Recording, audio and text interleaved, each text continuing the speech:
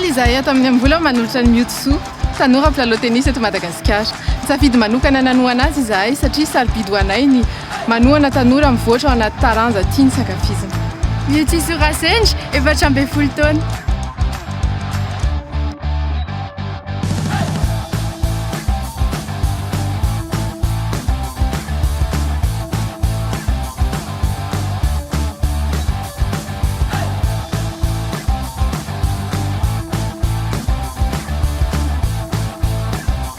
Zoklaray des Angela anankiray.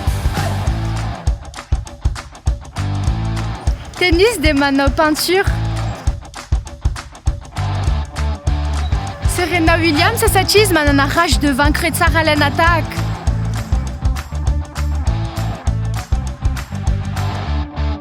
Djokovic sy Federer tamin'ny finaly Wimbledon 2019.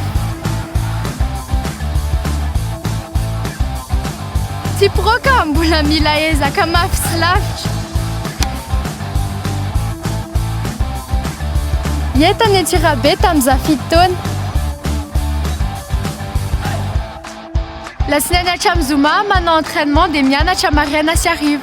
Rehefa sabotsy lahady za vao miala voly sy mipetrapetraka ary miantsona ray aman-dreny koa satria za tsy miara-mipetraka amin'izy ireo intsony.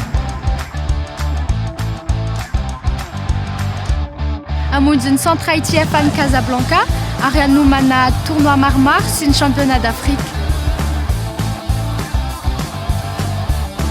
Nanao basket na natation.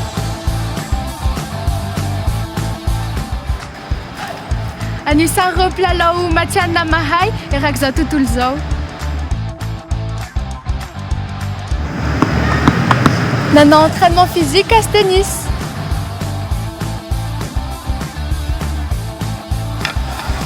Andray fiaramanidina ho an'ny Casablanca.